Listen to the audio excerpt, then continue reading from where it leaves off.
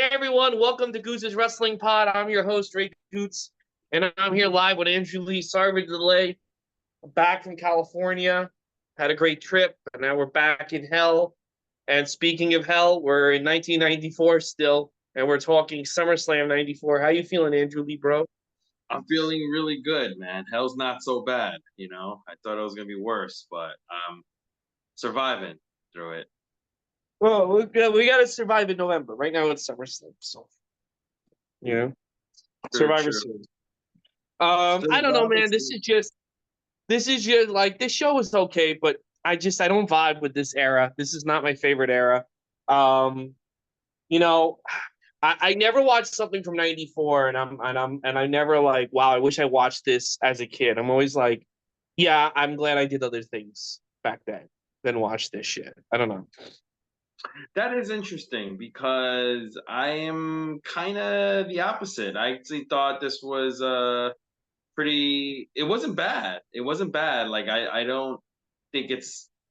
I think it's kind of like worth watching, but I guess that's what we could talk about. We're not always gonna agree, but that's what makes this podcast good. Sometimes we agree, we're not bullshitting each other, but when we I don't mean, agree, I mean, if you like Bret Hart or you like Owen Hart or you're like Jeff Jarrett and you're just using Owen Hart to get over because you're not over, you should definitely watch this show. But if you're a big Owen Hart guy, but I don't know, it's just this era.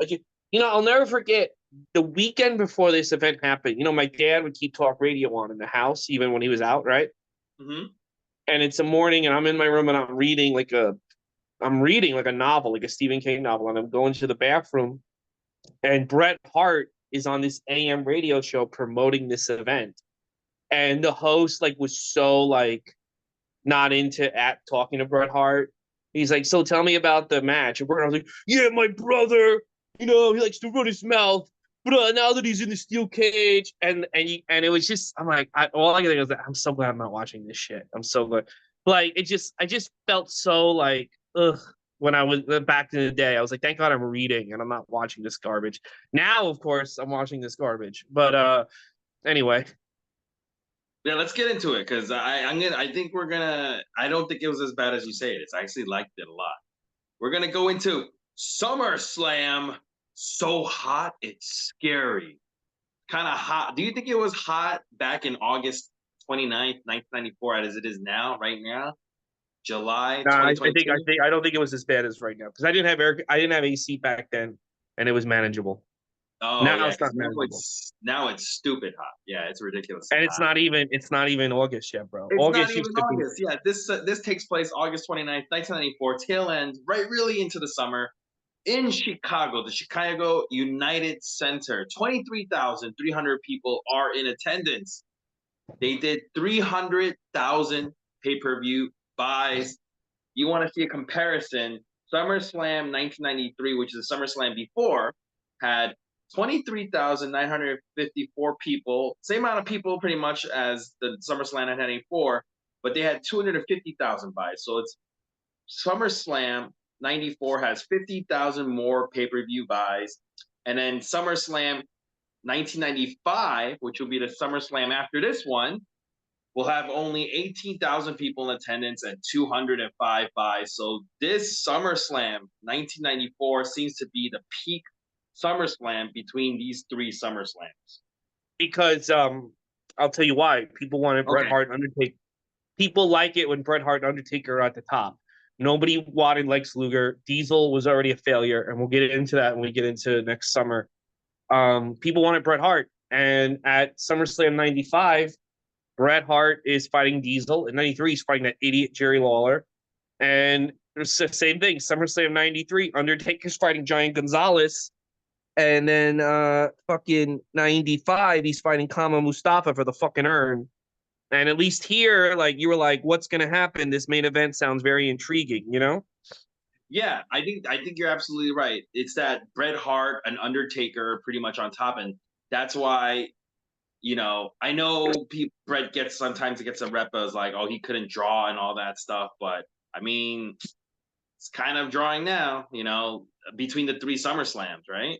I mean, the problem with this era is that he's never the centerpiece of the show. He's Yes. always like having the best match, and it's the match everyone remembers, but he's not he's not the star of the show. So how can you say he's not a draw when you're telling the audience I don't buy Bret Hart as Vince. You're telling the audience like he's just a placeholder until I get someone I believe in. Yeah, and like you're not even with all the how should I say this? Even with all the like you're right. This is like probably the third pay-per-view we're seeing where Brett's not in the main event and he's a champion or something. Like second or third, right? You're Um, putting you're putting yeah, these kind this of is the like second. This is the second since SummerSlam. I mean, since yeah, WrestleMania 10. yeah, but the point I guess we're trying to make is like you're he's not getting the you're putting these blocks in front of him. He's the main guy, but he's not gonna be main eventing like Hogan did or like Savage did, right? Yeah, So yeah. like you're putting these obstacles in front of him, but yet he's still doing well. But let's get into it. But Let's yeah, just get but it's like it just feels to me, it feels like he's always like, you'll have the belt for now, but I'm working on something better that I think is gonna replace Hulk Hogan. yeah, yeah, that's You what it know? feels like. Yeah, Mhm. absolutely. But let's get right into this. This is a great show. The show starts with Macho Man welcoming everybody, and as he's go walking in the arena. They show British Bulldog sitting in the crowd, and he shake hands with the British Bulldog, and then he passes it off to the commentators, which is Vince McMahon Jr. and Jerry Lawler, and he passes them off, going, "I'm gonna go do my thing." I Which always means like that just sit Macho at Man says catering. that. Sit I'm at gonna do catering my and watch the thing. show. Yeah, he says that a lot. I Oh, like that. this is it. This is the last time. We will never. It's still, dude. Even though he's dead and there's no coming back, it's still crazy to me. He never like came back for like Legends Night. He never came back for Hall of Fame. They didn't like have him wrestle in 2002 and 2001 when they brought everyone back. It's crazy to me. Like this is it. He never returns and then he dies. Like it's just it's the Stephanie thing has to be true. The more time passes, it's like, how could this guy be the guy you don't want back? But you're like willing to like have everyone else back, including Sable, who sued you. You know? Yeah, and this would be like if you guys are wondering what he's doing here, he's gonna be basically playing like a host role. Like like when like they used to have like a Like Trish host for Stratus Wrestle. at Money in the Bank this weekend. Yeah, yeah, or a host for WrestleMania. That's what basically this is. By the way, when he passes it off to Jerry Lawler and Vince McMahon Jr., they tell us that Shawn Michaels and Diesel they beat the Head Shrinkers like the night before, and they're the new tag team champions. You're saying Mm-hmm. this is the last time we're gonna see Macho Man? And WWF, yes. I mean, he does commentary for another 2 months on Raw, Oh, but pay per but view. You're talking pay about per pay view, per view. this is it. This is it by, yeah, he's in WCW by November. What a terrible way to be like your last pay per view in this Mhm. company, but whatever. That's Well, that's why he left because they were believing him. disrespecting And him. They're disrespecting him. All right. yeah, it Let's really is like, it's crazy to me. I don't know. Some dude, there's something. There's smoke to the fire that is Macho Man impregnated Stephanie. There's smoke to that fire. I mean, there has to be something. He forgave everyone, and now that we know more about what Vince did and how he let Brock, like he wants Brock to pee on women, there has to be something weird that this is the one guy Vince like. I don't even want to talk to this guy. There has to be something weird, man, because Vince is a weird guy. It can't just be like I'm so upset you went to WCW. It can't just be like that. Can't be that. who knows? Maybe I don't We'll know. find out. I have a We'll feeling find we're gonna out. find. We'll always You know what? I have a feeling before this trial is over, we're gonna find out.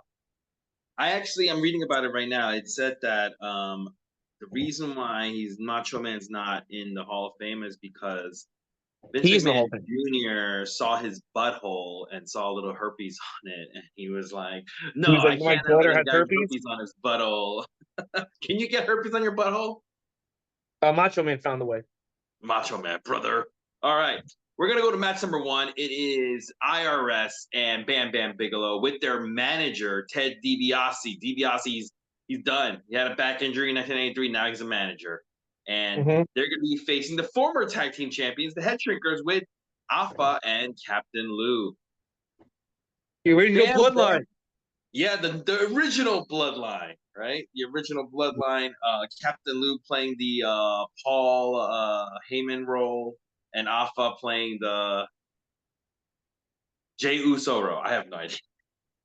He's The main Tonga event Loa Alpha. role. Yeah. The Tonga Loa. You know what was really interesting about the Wild Samoans?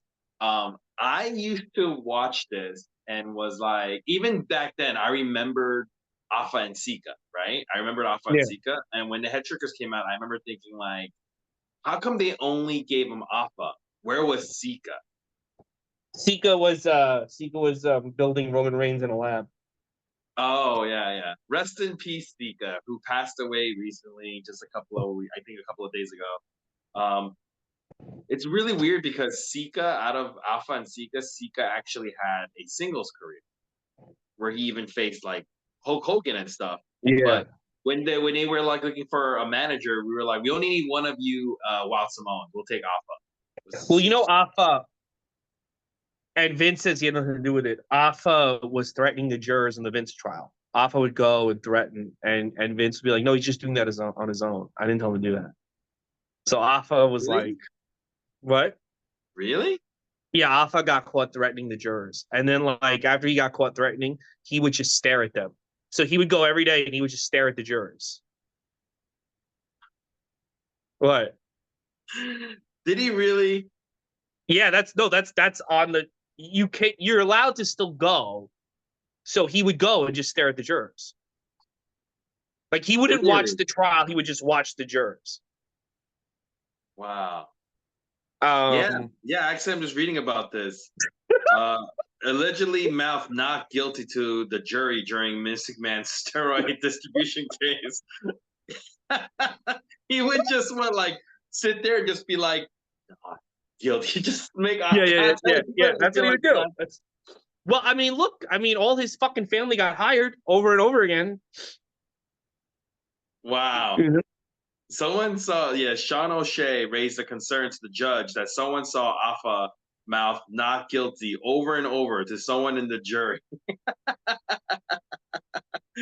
So that's why Uh, Alpha got a job, and for life. His whole family, you know what? His whole family got a job out of this. dude, So, I guarantee you, WWE paid for that funeral. I guarantee, like they like literally like, no, we'll pay for the whole fucking thing. Don't worry about it. Like, yeah, I did again. There's gonna be stuff that's gonna come out that's good. I'm telling you, there's some weird stuff gonna come out. You know. yeah, interesting. Anyways, And um, this, by the way, the trial just ended when this pay-per-view was happening. So oh, okay. So anyway, we got Bam Bam Bigelow and Fatu, who will go on to become Rikishi. They are starting off the match, and these guys they do a hard hitting exchange. Samu and IRS get in there, and they also have a fun little exchange themselves with IRS actually going over the top rope, all hard to the floor, cool spot. The Head Shrinkers they have the edge early on until Fatu himself goes over the top rope because of Bam Bam Bigelow, and then he gets slammed into the steel IRS briefcase. The Head Shrinkers get a hot tag and they start double teaming IRS, and then they hit their splash. But DiBiase he distracts the referee from the cover for Bam Bam Bigelow to break it up, and then Afa he attacks Bam Bam Bigelow, which causes a DQ finish. The Samoans all beat up on Bam Bam Bigelow after the match, and then both teams keep fighting onto the way to the back. Fun opener, but bullshit ending. I did not like this double DQ ending thing. It was, not double yeah, DQ. I thought Ending. the action was very good. The action was very hard hitting. I actually probably think it's my favorite IRS match. You know, the Samoans are really delivering, and Vince rewards them by letting them job to Diesel and Shawn Michaels on a house show. But yeah, the finish was whatever. I kind of have a feeling that this was. I have a feeling like this was the set finish because they didn't want to drop. They didn't want to have IRS and Bam Bam win the belt.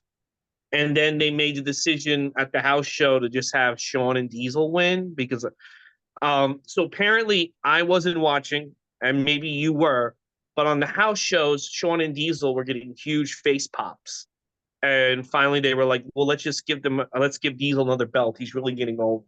So they made like a snap decision. I think Vince just called that house. She was like, just have Diesel and Shawn win tonight. And So so then if they're doing that and they're like, I'm assuming what like so why did they do a W? Why did they do a DQ finish there? probably because the original plan was they want to keep the belts on the head shrinkers, but they want to keep IRS and Bam Bam strong because they're trying to build up the $1 million man. They already have his fake Undertaker losing, but they don't probably don't want to give this new stable two losses. So they're like, fuck it, we'll just keep that. I I just would have see. had the head shrinkers. So you're saying even though they lost the titles, they just kept the same ending. They just kept the finish because probably out of laziness. Yeah. By the way, I don't know if you noticed this, but every time I watch an IRS match, you do always say this is probably the best IRS match I've ever seen. This is like the third time you said this. He's not a bad wrestler. He's good. Listen, I mean, he just delivers on pay-per-views. But I gotta say, I think a lot of the reason why this match is so good is the head shrinkers and Bam Bam. So Yeah, definitely. I thought everybody brought it, just the ending sucked.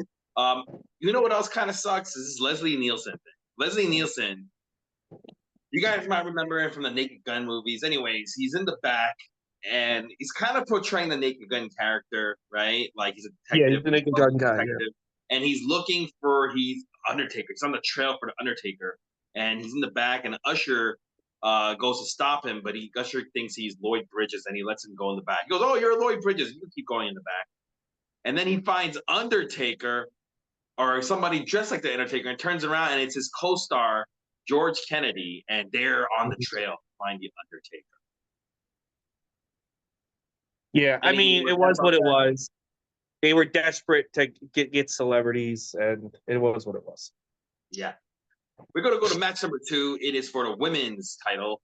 The 2024 Hall of Famer Bull Nakano, who comes out with Luna Vachon, who one day she'll get in the Hall of Fame herself.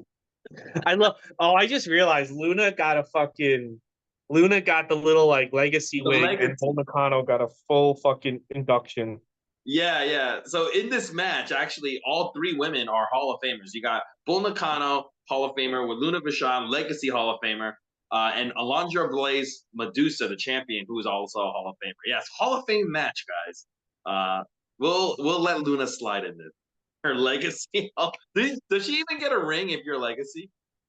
You get nothing. You get nothing, dude. It's so like Luna was in the video games. Luna was like part of like Luna was like a legit. She was a more legit character, and she didn't. Man, when Vince has a weird thing about you, he never lets it go. Like why does she not get a fucking little ceremony? I think because she's portrayed like an ugly woman, and I think that's what it is. I think because she bullied a lot of the women, and Bull Yeah, Nakano never. she wasn't like a great employee backstage, from No, everything. she attacked Sable, she attacked Sonny, and I guess like they don't want those stories to come out. I guess like everyone like fucking has a discourse every time they do something, and I guess they don't want those stories to come out. Or I don't know. I think she deserves. I think she deserves a look based on just WWE. I guess you could say of all wrestling, if you count like all the New Japan stuff, Bull Nakano deserves it more. But if we're just talking about WWE, Luna deserves it more than Bull Nakano. I'm sorry. Yeah. Well, anyway, I hope she enjoys her legacy Hall of Fame ring. Before this match begins, these children give both women flowers because like they're doing the Japanese thing. And Luna Vachon, I like that. She grabs one of the flowers, she throws it at Alundra Blaze. I like that. And that's why she doesn't get in the Hall of Fame. Like she Yeah. disrespected Japan. Bull Nakano, by the way, when she's a performer, she was larger, which I liked. I like that she was like a bigger wrestler. She has control early on, so fans are chanting USA, USA. And Alundra Blaze, she tries to fight back, but Bull hits a choke bomb and then a modified Boston Crab, and then puts on one of her finishers, Bull's Angelito, which gets a great reaction from the crowd. By the way, if you're wondering what that is, it's like a double chicken wing inverted sharpshooter. If you're wondering what it looks like, Paige used to use it as a finisher. She might still use it as one of her submission moves. Yeah, It's who called knows? the She's stuck on Rampage because she's such a, she risked her life to come back to wrestling. So Tony rewarded her by just leaving her on Rampage now. So no one knows Well, what she's doing. this move would actually be something good for her. So it doesn't risk injury because it's a submission I move. know, but I don't know what. No, but my point is, no one knows what she's doing because she's trapped on Rampage. So Yo, what's her name? Oh, it's Soraya. That's right. I was like, what? it's She already can't on come there. on Yeah. page anymore. What is she? I was like, Soraya. That's right. Anyway, dope move by Bull Nakano. When I would say for the most part, the audience doesn't know who Bull Nakano is, but when she puts on this like series of moves and it puts on that submission move, it's something that people have rarely seen, so they're reacting to it and they appreciate it. The referee does break it up because Bull, when she has her in the Angelito, she's pulling on the hair, which the ref has to go like you got to go. Luna gets her licks in too when the ref's not looking, and Bull puts on an armbar, but Blaze fights back, and after like a little fast exchange between the both of them, Bull Nakano goes up on the top rope, and she goes for a leg drop, but misses, and allows Lunger Blaze to hit a bridge German suplex to win. I like this, but I never fucking liked the German suplex bridge cover like win. I just think that's such a weird. I don't know. Yeah, I liked it too. You know what this era, like this Alundra Blaze women's wrestling era, Vince is not trying to use any type of sex appeal. It's like just about pure athleticism Yeah, and Medusa, and and I what go now that we've seen like all this WCW shit, it's like yeah, they really sexed up Medusa back then, and now they're not. It's a very interesting approach. It's good. It's good. It just yeah, it was good, man. yeah. No, this was a good match, and I know what you mean. Like Alundra Blaze during this time is really covered up. Like there's no Yeah. cleavage showing, right? And Mhm. He and like, Bull I mean, Nakano is even pretty much covered up. nowadays, like, but Dave Meltzer didn't like the match. But nowadays, the women are really good. They're even though they're having like these great matches, they're all about sex appeal, and this really feels like a deliberate attempt. Like, we don't want you to have a hard on while watching this. We want you to just watch this. Yeah, absolutely. Yeah, and it Mhm. was fun. Todd Pettengill, he did have a hard on. And he's also not because of Alonzo Blaze, but because he's with the new tag team champions. Uh, just the night before, we're talking about Shawn Michaels and we're talking about Diesel. And Todd reminds them, hey, even though you guys are the new tag team champions, tonight it's Razor Ramon for the Intercontinental Championship belt. And Diesel says, you know what? That ain't gonna happen, bad guy. I ain't gonna lose it. Todd Pettengill says, "Hey, the NFL football player Walter Payton's going to be in Razor's corner because he's watching out for you, Shawn Michaels." And Shawn Michaels like, "I don't care." And we're going to go into match number 3 for the Intercontinental title. Diesel, the champion, with Shawn Michaels versus Razor Ramon with Walter Payton, who gets the big pop from the audience.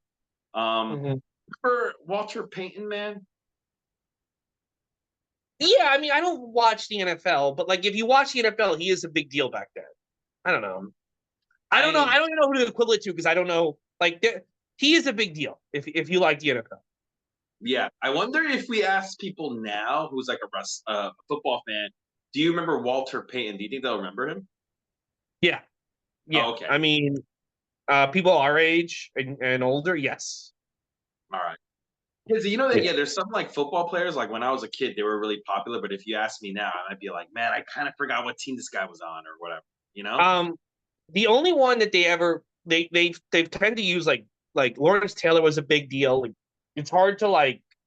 He was actually a really really big deal when they got him. Even Steve McMichaels is a big deal. The only one who's not a big deal, I feel like what wrestling made him a big is Kevin Green. Like I think Kevin Green Yeah, became a with bigger Kevin Green, deal. I don't remember what team he's on or anything. No, I think if he didn't wrestle, he would just be like an okay football player. But the fact that he wrestled so much and like was all about it, um, we have we have long memories. I mean, I still think about Bam Neely every day. All right. So, but Walter Payton is a very very very big deal. Yeah. All right, so in this match, Razor Ramon, he starts by throwing his toothpick at Diesel Fu or Chico, and then he attacks. So Diesel has to just like go outside and take a powder because this is too much for him.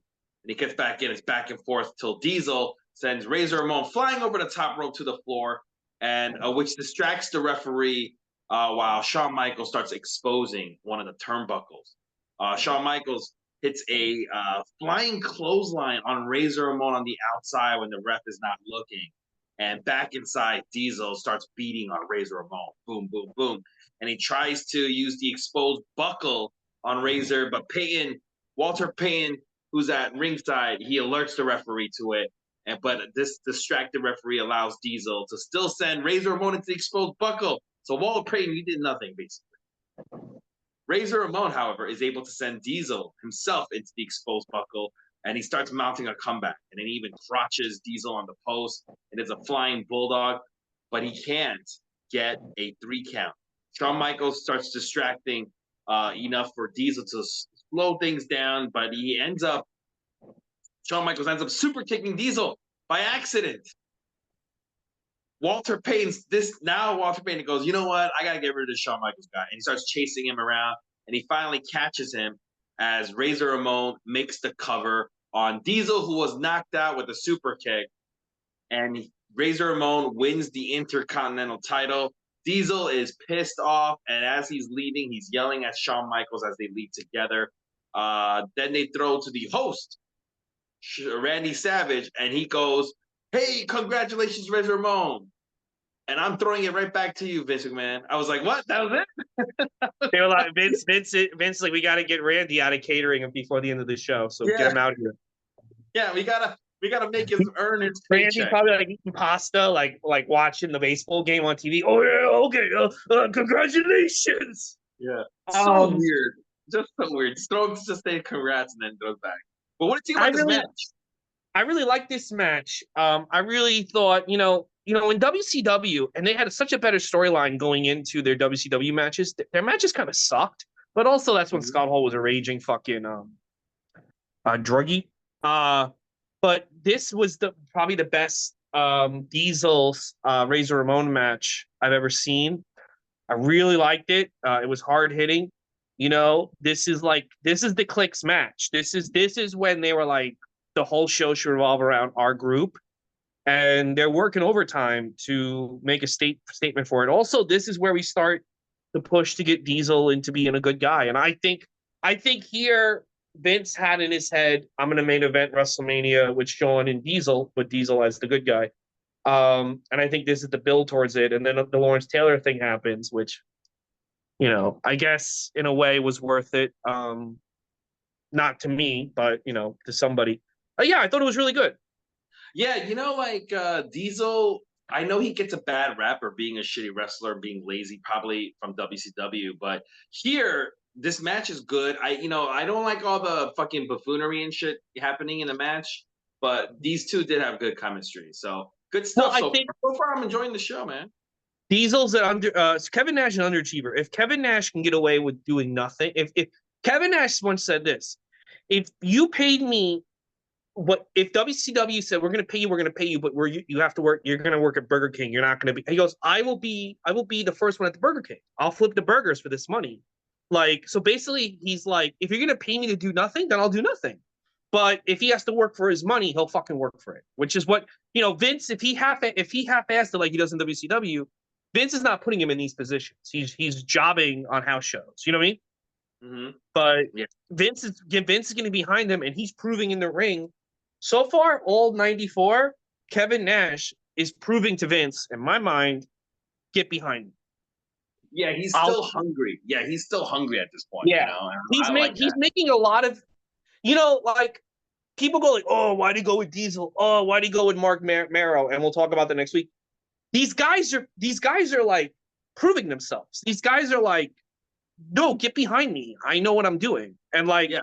So it's not without the realm possibility that Vince, because Vince sees business not being what it was. He sees Hogan.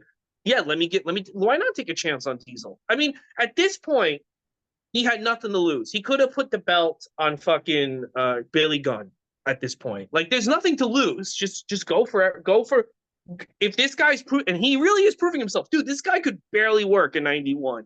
And look what a great job he's doing with Scott Hall. Why not get behind him? Yeah. Yeah. So Todd Pettengill, he is with Lex Luger and Tatanka, and he Yes. says, Well, "Hey, the hotline poll says they're doing this storyline, by the way, where Tatanka keeps accusing Lex Luger of selling out, and they show you the hotline poll saying the majority of people do think Lex Luger sold out, and Tatanka recaps all the proof that why this is happening with all the fucking shenanigans with Ted DiBiase. But Lex Luger says, I'm going to prove to you that I didn't, okay? I didn't sell out. And we're going to go into match number 4, Tatanka versus Lex Luger. And I'm guessing the winner of this gets proven that they're not. Like, I remember even when I was a kid, I was like, this is so weird. Like, they're friends, and well, one guy is accusing one guy of being like, turning to joining Miss Ted DiBiase. But what would the match prove? You well, know? I think this is set up by Tatanka. Tatanka is saying, "I'm challenging you to a match because I know you're a sellout and I don't trust you anymore." And Lex is like, "All right, I guess I'll fight you because you're just accusing me of things." I get, it's a setup so Tatanka can beat the shit out of Lex Luger. I guess, yeah. It was a little, yeah. I guess it's the storyline. It's such a weird storyline. Yeah. Anyway, Lex Luger, he comes out to some booze, so people are buying this shit. Like, did he That's the sell thing. out or But not? you know what? In a way, it's kind of a smart storyline because like you do fool the fans. And Lex has a history of like turning every 20 seconds in WCW. So you're fooling the fans. So, but the problem with this match isn't the match itself, and it isn't the closing angle. It's that there was no real good payoff. There's just no Yeah. payoff to this. Uh huh. And so you just kind of bury Lex further and you never really go anywhere with it in terms like they never we'll talk about Tatanka at the end, but let's go into the match. By the way, the referee is Mike Chioda, who's sporting a fabulous mullet in this match. Mhm. Early Mike Slow, Kyo.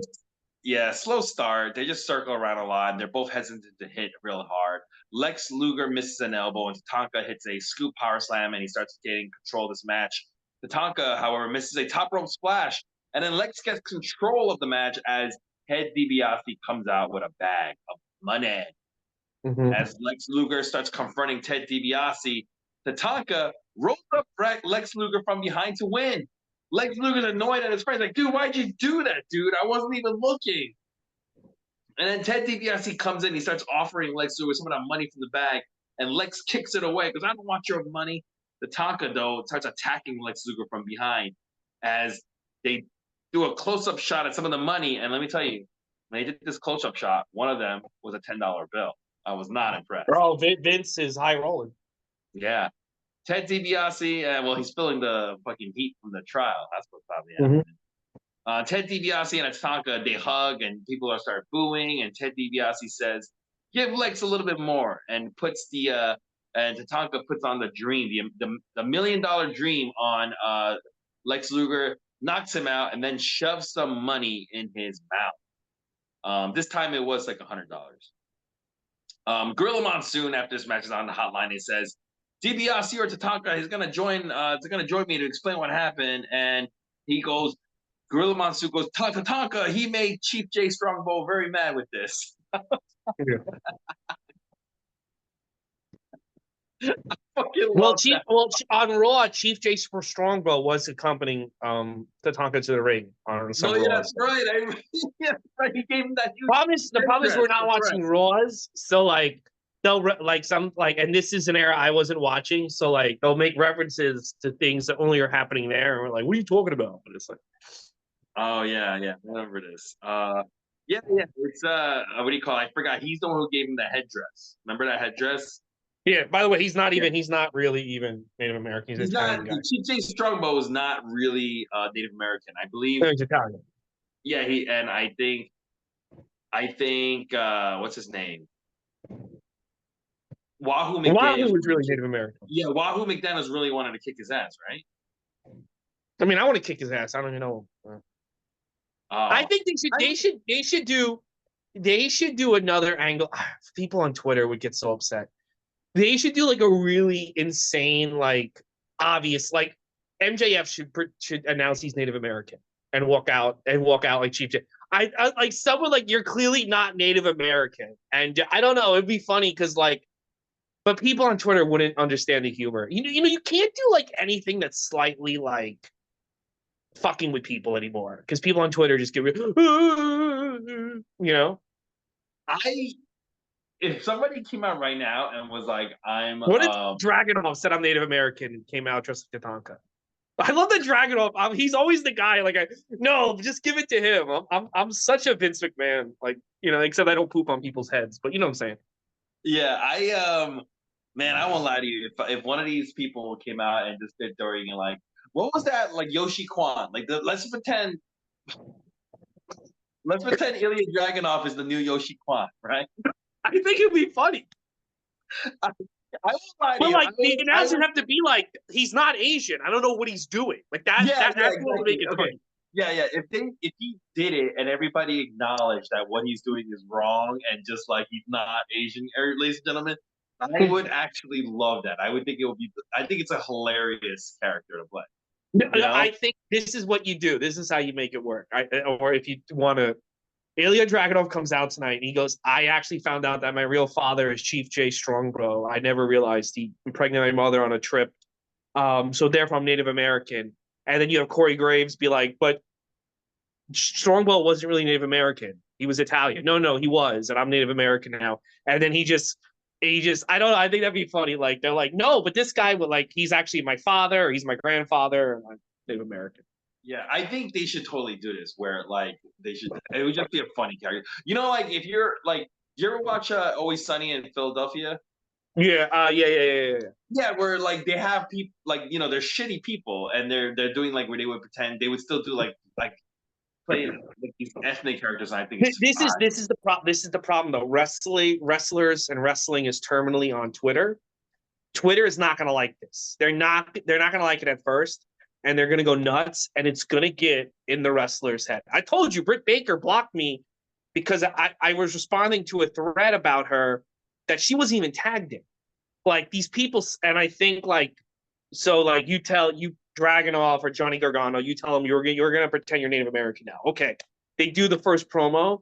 They're going to go on Twitter, see the backlash, and they're going to freak out. Like I feel like they're going to, I feel like, because I don't know. I feel like Twitter can't handle anything nuanced. They just can't, Yeah. And you know what? Here's the thing about Chief J Strongbow. A lot of people actually do not like him.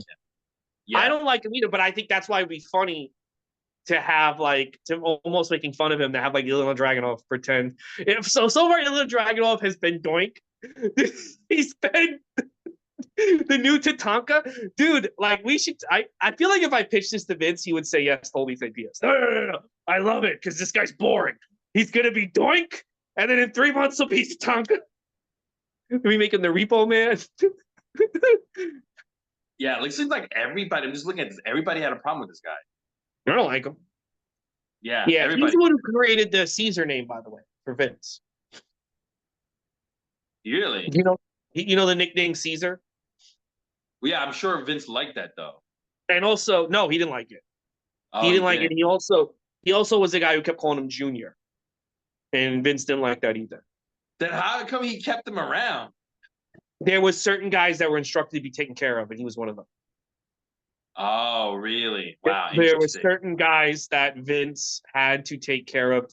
Like, if I'm going to sell this to you, you have to take care of certain. But Johnny Rods is one of them. Johnny Rods still gets a check. Johnny Rods is not alive anymore.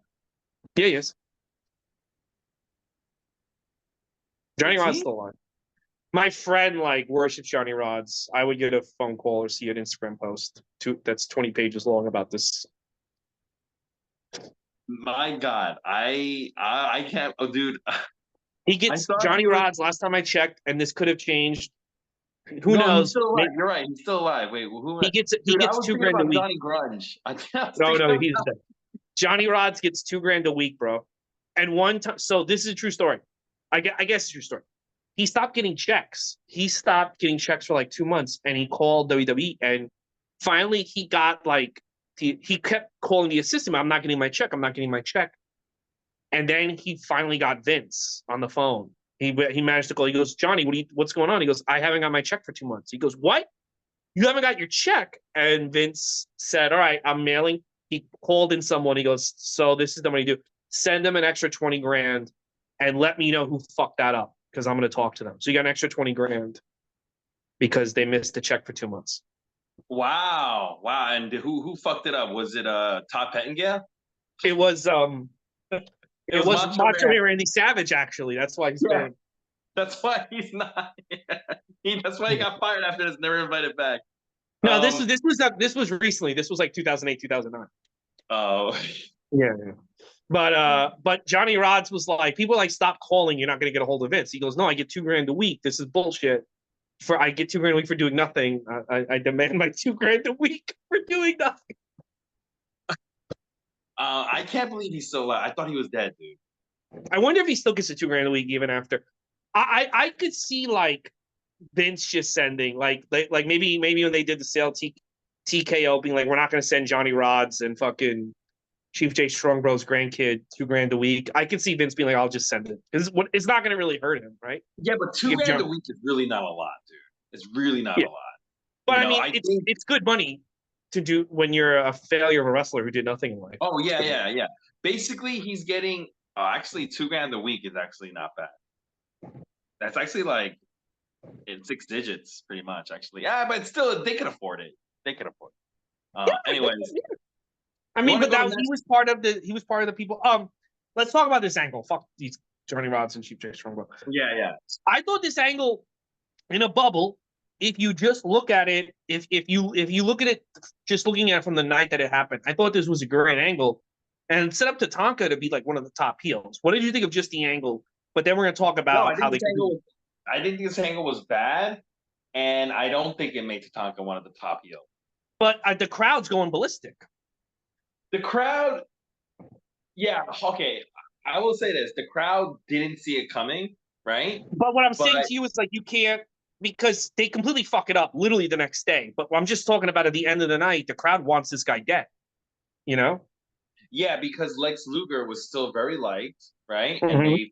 And man, you talk about somebody constantly getting like shortchanged. Lex Luger's also one of them. Like he wasn't given like Vince, like he was going halfway with both. Like he was going half-ass with both Lex Luger and Bret Hart. You know that? Yeah. He wasn't going like full-fledged with either guy. And I feel like every pay-per-view we're watching, like Lex Luger is like somehow getting the short end of the stick. Yeah, like every fucking time. Yeah. It's and the problem with this angle is so Bruce Tatanka never changes his look. He now is with the $1 Million Court. He never wears a suit. He still dresses like he's a face. And he just has $1 Million Man sitting next to him. He never like changes anything.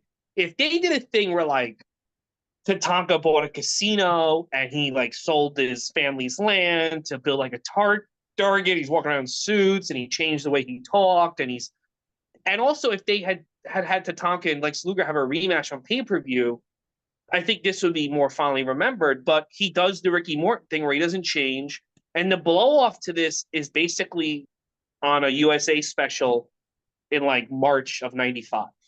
Like they don't have a blow off on pay-per-view, and I think it hurts both of them. And I don't know, they let Tatanka Richard Morton himself. That's what I'm gonna call it, Richard. When you do a heel turn, but you don't change anything about yourself. You don't change anything about yourself.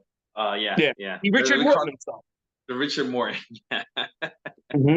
All right. Let's go to match number 5. A man who doesn't need to change himself at all. Jeff Jarrett versus. Oh, he needs to get the fuck off. No, I like Jeff Jarrett, brother. The stench of failure, man. The fact that they think that he's like the centerpiece now of the Hangman Bryan match on Wednesday, man. This guy, he is such a good politician, man. He knows how to work. He knows how to work the marks. You got to see this about Jeff Jarrett. He can work the marks. Wait, I'm trying to look right now. I think Jeff Jarrett on this pay-per-view might be the only one who's still working. Right? Tatanka's gone. Yeah. Lex Luger's gone. Tatanka still does indies, though, I guess. I guess you can kind of count. No, I mean, that doesn't count. Like, not on regularly. What's Owen Hart doing these days? Owen Hart's going to wrestle on Wednesday. Dude, I think this is Jeff Jarrett is the only one who's still wrestling from this Yeah, because pay-per-view. Billy Gunn's not on the card. So Yeah. So SummerSlam 1994, Jeff Jarrett is the only one still wrestling to this day from the SummerSlam 1994. Interesting. Wow. All right. So Jeff Jarrett versus Mabel, who has passed away, and with his manager Oscar. No more Mo. Mo's gone, right? no, Mo I think Mo was injured, but I also think Oh yeah, Vince. Mo comes back when Mabel becomes a heel. That's right.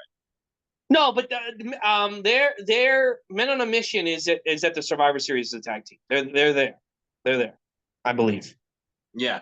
Okay, so Mabel with Oscar, no Mo. The Whoop There It Is chant is still alive in 1994, so that's still around. But just Hogan got it killed in WCW just for Mabel in WWF. What?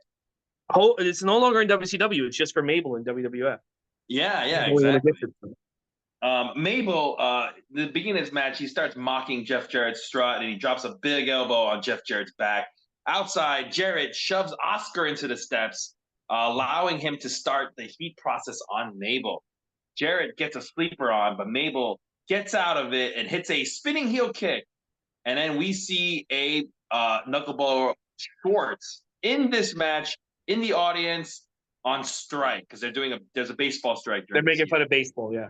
Yeah, the 8 knuckleball Shorts, which is Brooklyn Brawler with a baseball painted over his face. You know, I thought because I wasn't watching, I thought my friend, because my friend every now and then he would make up like weird names for like we'd buy like the dollar store wrestlers to play with the Hasbros, so he would make up weird names for them. So he told me like when because my dad was following the baseball strike, and he told me like, oh yeah, WWE has a guy Abe Knuckleball Schwartz, and I'm like, you just made that up. Like that's a name you made up. Like, and I was shocked. He goes, no, it's real. It's real. And like, when I found that it was real, I was like, I can't believe how bad they've gotten. It's a dumb name. It's such a dumb name. Yeah. Dude, I literally thought like another 13-year-old kid made that name up. Like just to fuck with me. No, there's a baseball wrestler called Abe Knuckleball Schwartz. Oscar, he does slap Jeff Jarrett when they're on the outside, which gets no DQ, by the way. And Mabel squashes Jeff Jarrett on the post. Jarrett hits a sunset flip cover. He tries to do a cover, but Mabel tries to do a sit down splash on it, but Jeff Jarrett moves out of the way, and then he covers Mabel for the win. Mabel is a sore loser after this match, and he chases Jeff Jarrett to the back. Thoughts? Two guys who stink of failure. Although I will say, Mabel's another guy. I'm like, this guy's not as bad as I remember, but this match still wasn't it. Yeah, but Jeff Jarrett, I didn't think this was a bad match. I thought this was okay. You know, it was just like the ending sucked. Jeff Jarrett did the best he could work with, and Mabel, like for his size, I mean, he's not bad. Dude, I feel like at the end of this, we're gonna be guys being like, "What the fuck did all you guys not like Mabel?" Like, we're yeah, like like that spinning heel kick, and some of it's all right. Like it's all right. Yeah, Mabel just keeps losing though, which I think is kind of dumb. Like, well, I mean, Vince has this weird thing, and if you're a big guy and you're good, you like can get beat up by anyone. Like I remember, but if you're a big guy and you're bad, no one can stop you. Like he did that with like Kozlov. He did that with Great Khali. He's doing that with Mabel because when Mabel turns bad, like Shawn Michaels hits him and he just stands there. But now, like when Mabel's good, Shawn Michaels can like throw him fucking around the ring like nothing. Yeah, when Big Show was a good guy, people beat him in like 2 minutes. Exactly. Yeah. Because when you lose your powers. Yeah, when you become a good guy, when you're a big fat fucking guy, if you're a good guy, you lose all your powers. Like Mark Henry. Yeah, you have to be evil to. Yeah. It's a Vinceism. Even Braun Strowman would get his ass beat when he's a good guy. Recently. Yeah, absolutely. Yeah. All right, so the lights go out, and we see Leslie Nielsen and George Kennedy. They're in the aisleway in the arena, and you see a Taker silhouette at the entrance behind them, and the crowd starts going crazy. So when they turn around, though, there is no Undertaker. Yeah. Anyways. Whatever. Yeah, recap. We're We get a almost there. recap of the Owen Hart Bret Hart feud with Vince McMahon talking to both Stu and Helen, and Jerry the King Lawler starts accusing them of the issues. He goes, "It's because of you guys that this is happening," which I thought, like Jerry, that was really funny by Jerry Lawler. It's like I mean, they're it's true. It's fighting true. They because should you have been guys better are being parents. yeah, you guys are bad parents. I thought that was really funny. And Mhm. then, so if you ever listen to Brett talk about this, his parents loved this. You know Yeah, they that? like attention. Yeah, no, they Yeah, like the attention. they liked being a part of it, and they were like cool with Jerry the King Lawler like shitting on them. I think that's Hmm. funny. That's very endearing. And then they welcome British Bulldog, and they were like, "Oh, we're British Bulldog. Remember last year or 2 years ago, whatever." And then we see Jim the Anvil Neidhart, who's sitting right behind the British Bulldog, and he says, "Owen Hart is the best. He's gonna win." And Bruce Hart, he threatens Anvil, and then they have like an intense face-off. The whole family is basically there. Everybody's there. Hmm. Todd, Yep. he is with Bret Hart, and he finds out, "Hey, Bret, you had a strep throat from blowing the Macho Man." And it's Bret's like, it doesn't matter.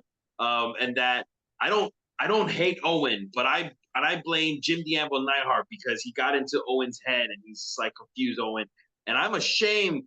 I'm ashamed of this cage fight. This is ridiculous. We're family, and I can't believe I'm ashamed that we're having a cage fight. But I'm gonna have to win. I'm gonna win, and I'm gonna just like put this to rest. I thought that was a good promo by Bret Hart. Kind of. It's great. I loved it. Yeah, like just going like I'm ashamed that I have to do this cage fight. Like it's an embarrassment to my family. I like stuff like that. Like he would say made it like believable. You know. Hmm. We're gonna go to match number 6, steel cage, WWF World Title on the line. That's right. It's a title match, and it's not the final match. Owen Hart versus Bret, the champion. Owen attacks Bret as soon as he enters the cage. And after we get some back and forth, Owen hits a nice enziguri and tries to escape, but Bret back suplexes him off the cage. I'm going to go through a lot of this match. Please feel free to jump in whenever you want, Ray, okay? All right, cool. They take turns jockeying for the door, where they're just like crawling for the door and they jump over each other. And Owen Hart even starts biting Bret's fingers during this. It was a cool spot. Uh, Bret gets thrown from the top, allowing Owen to try climbing up the top again, but Bret catches up and they fight up on the top rope, ending with Owen Hart hitting a nice missile drop kick on Bret Hart. Owen then lunges to the cage and almost goes over the top, but Bret grabs him and slams Owen against the cage and drops him out. Bret runs the ropes and they collide and they both down into the mat.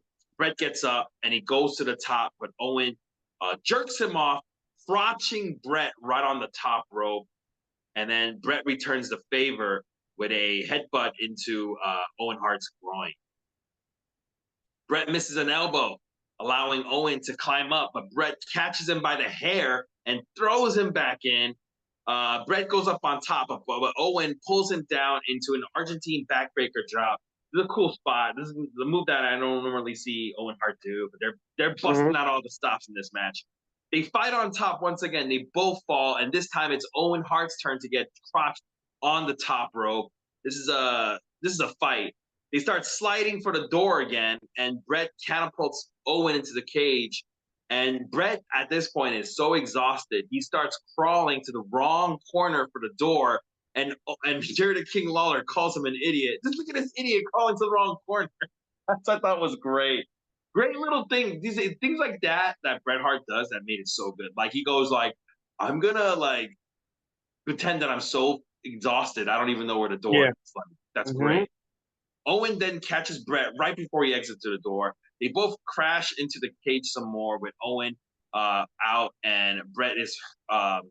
They both crash into the cage, and then this Bret starts like favoring his left knee because he hurt it during this. After a few Hmm. more top rope, top of the cage spots, Bret hits his famous spot from this match. It is the vertical suplex off the top rope spot, which the crowd loves, and you're going to see this on replays multiple times throughout the years.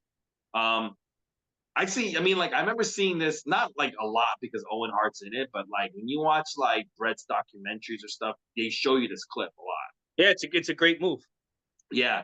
By the way, you see when Bret does the vertical suplex, you see this kid in the front row. He's just like so into this match, and he gives like that fist pump, like yeah. Like Do he's you think pretty CM successful. Punk went to this show? Oh, that's a good question. I have no idea, I but feel like CM Punk would have went to this show because I feel like he would be all about Bret Owen. yeah, I can see that if he could afford a ticket. Then I know he grew up Well, popular. yeah, but I feel like he would have a friend that would take. I don't know. We should ask him. I'll call him up Yeah, right if now. CM Punk didn't go to this show live, I bet you I'm he sure he did was watch somewhere it. watching it. Yeah, I bet you somewhere watching it. Yeah, people were Hmm. really into this match. So they're both Hmm. laid out again, and Brett's struggling multiple times just to get even his head up. He can't even do it. He's exhausted. Owen starts putting on the sharpshooter, which Brett reverses, and they still fight on top, and they both fall down again. They both climb over the top rope, and now they're over the top of what do you call it, of the cage, and they're on the other side. And Brett starts slamming Owen's head into the cage, which knocks Owen down, and so he's hanging upside down on the outside of the cage. And Brett jumps down to win this amazing match. As soon as he wins, though, Anvil hits British Bulldog from behind, and Diana, his wife, and they both go over the railing. And then Jim Anvil Neidhart starts attacking Brett. Owen and Jim, they throw Brett back into the cage. Anvil,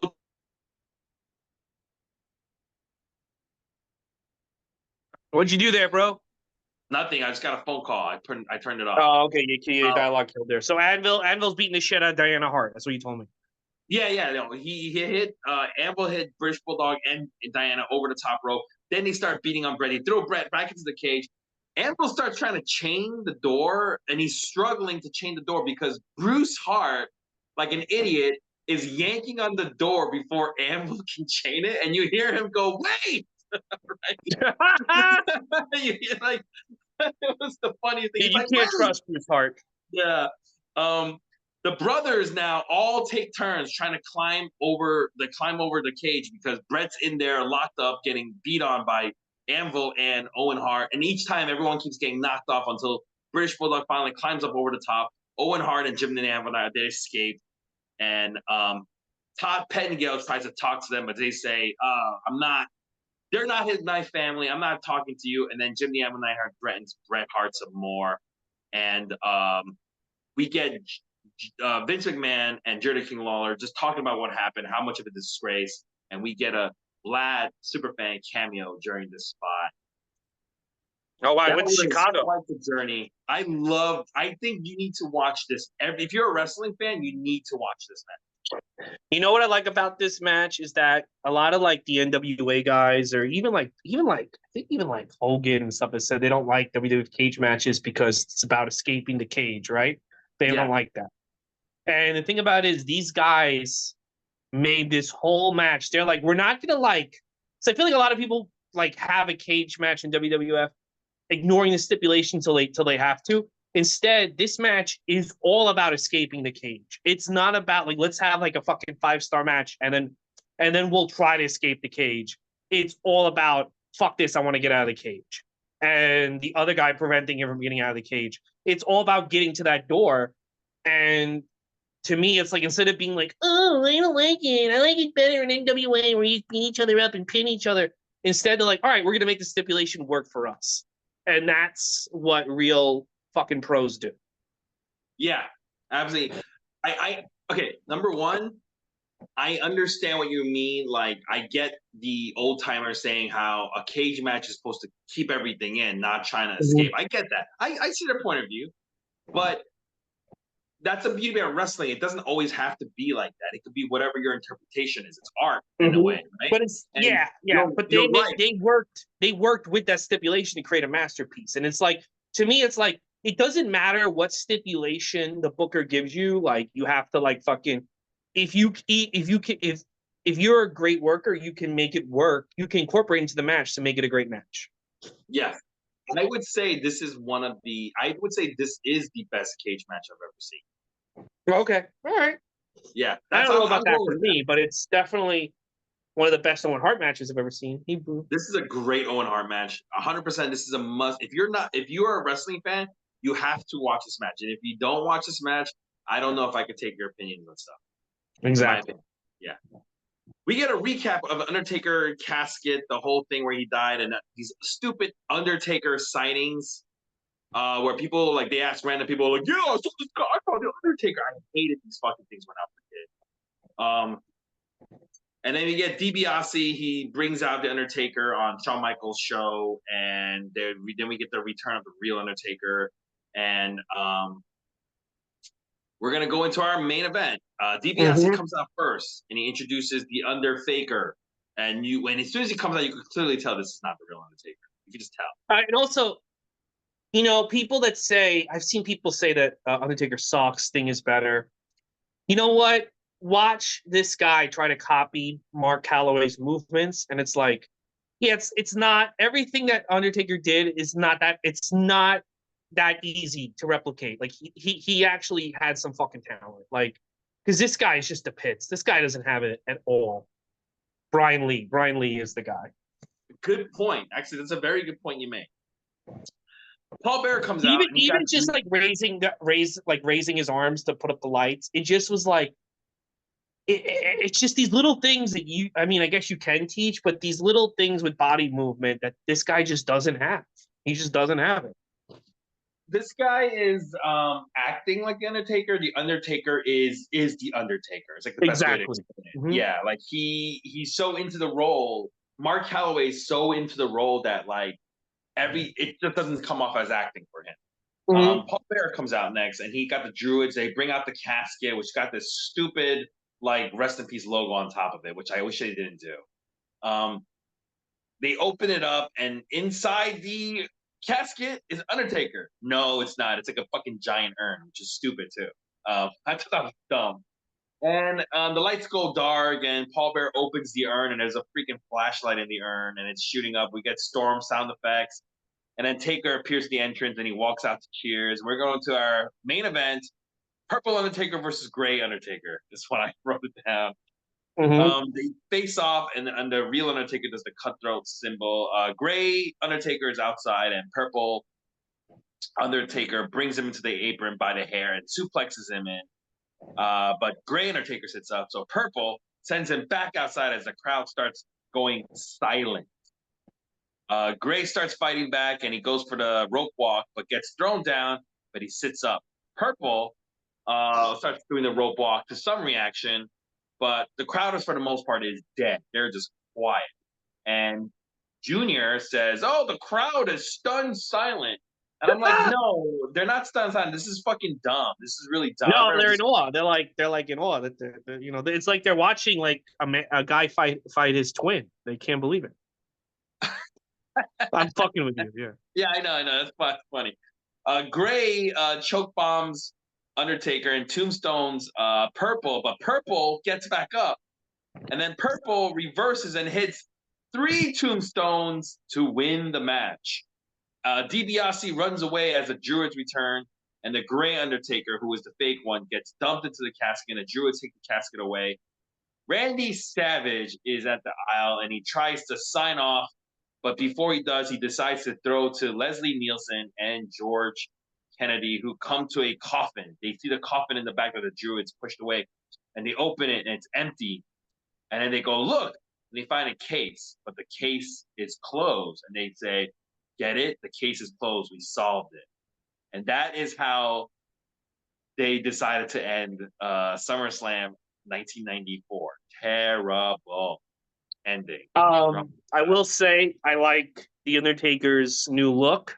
I like the purple Undertaker look, and I didn't realize this is where they debuted his new music, which is really like a great remix that he kind of keeps till the end. This, but people want to go on and about Royal Rumble '94. I think this is way worse. This match is atrocious. I don't know why you just don't do Yokozuna Undertaker at SummerSlam and you do Undertaker come back with the whole fucking light show and the new look. My only thing, I kind of feel like they thought they could create a new character. Like maybe they thought if this guy gets over, we can alter the character a little bit, call him like the Grave Digger or some shit.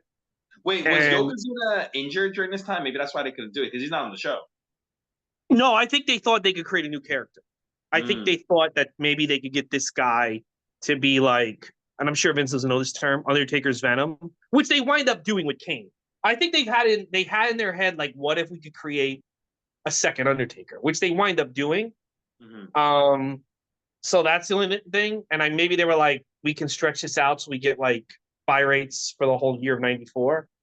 But this match sucked. This guy didn't have it. This guy never will have it. And it's a wrap. Well, fuck this guy. There's your show, guys. I would say while I did not hate this pay-per-view, I actually thought it was entertaining for the most part.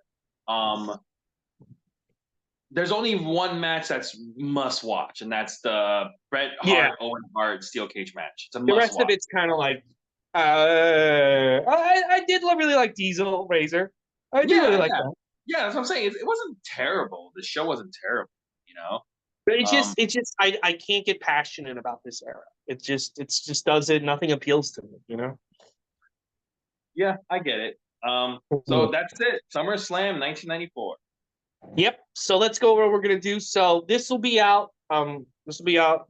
Well, look. So we're putting this out early this week. We're gonna get Full Brawl out on Friday. We're back to our schedule. So on Friday you're gonna get Full Brawl, which is the Rhodes family versus the Stud Stable in War Games. Then in 2 weeks you're gonna get Halloween Havoc, which is Ric Flair versus Hulk Hogan in a steel cage match. Mm-hmm. Then in 3 weeks, AAA When Worlds Collide, which has Conan in the main event against somebody. And then in 4 weeks, we have Survivor Series 94, which main events with Undertaker and Yokozuna, but not Bret Hart. So yeah, those are the next 4 pay-per-views. What are you interested in? What's the one that excites you the most, Andrew Lee? I think the AAA show, because I just kind of want like a little bit of it would be nice to see like something different, completely different. Well, I think the AAA show is very important because I think that's the show where Bischoff gets the idea of I want to have high work rate in the first half of my shows and have Hogan be Hogan in the second half, which was a winning formula that nobody seems to understand. I think we're the only people that actually verbalized that was the formula. And everyone just thinks that every match should be 9 stars and fucking Dave Meltzer. Did you see Dave Meltzer shit on those 2 girls last night and said it wasn't a wrestling match? I think I did. Yeah, that's right. I did. I did listen to it, and I think that's very hypocritical of him because people were saying the same thing about Ricochet versus Will Ospreay from like 2018. Do you remember that? And how he kept defending it. How is it any different? How is that any different? Yeah, someone did a thing on Twitter where they put like a sequence of those 2 girls. I forget their names. Sorry, those 2 girls and Kalani Jordan. Yeah, and it seems very similar. The reason why I think Meltzer and some of these guys are anti these girls, because I think they're scared that like if you can just take like college athletes, like if I can just take like a girl out of high school and train her to be Will Ospreay's not special, and that scares them. But okay, and here's something crazy about this. I honestly, I listened to them talk about it, but I actually didn't hear people's responses, or I see other people's responses at all. And I made that connection myself, going like, I remember them defending Will Ospreay Ricochet when a lot of people like Vader was saying the same thing, that that's not wrestling, that's choreographed, that's not wrestling, right? And it's clear as day. A lot of people are acknowledging that he's a hypocrite, basically. Yeah. But also because WWE is doing it, and he doesn't like that. He doesn't like that. That's why these are 2 women who have no affiliation with anything but WWE, and now they're putting on a match. Like, he sucks. But the thing about it is that like, while I don't have a problem with those women did last night, I don't have a problem with Will Ospreay Ricochet. I do kind of feel like what they're doing is not as good as Vader Sting. And to me, Vader Sting, or even Bret Hart, Owen Hart, that's wrestling. And I don't think Ospreay or these 2 girls could pull off what we just saw Bret Hart and Owen Hart do. But that's a whole different thing. But Dave Meltzer's going to sit there and give 9 stars to these Will Ospreay matches. He should give these women the 9 stars too. Yeah. You know? I agree. Yeah, he's a hypocrite, dude. If you think Dave Meltzer has like a legitimate opinion and stuff, I just can't take your I just think The guy I think gave he's old Andre negative like 4 stars, and he won't change it. I think he's just don't know how he can I think affect he's terrified to think that you can take a college athlete who doesn't like wrestling and you can turn her into Will Ospreay. But here's my thing: I don't think what Will Ospreay does is that special, and I don't think he's as great as everyone says he is. So So you know, yeah. so I do All think you right, can kind of brother. take a college athlete. Anyway, fuck Will Ospreay, fuck Tony Khan, fuck NXT. We'll see you next week for wrestling as it's meant to be with WCW, where the big boys play. We'll see you on Friday. Thanks, guys. Thank you, Andrew Lee. No And problem. thank you, everyone, for everything. Goodbye.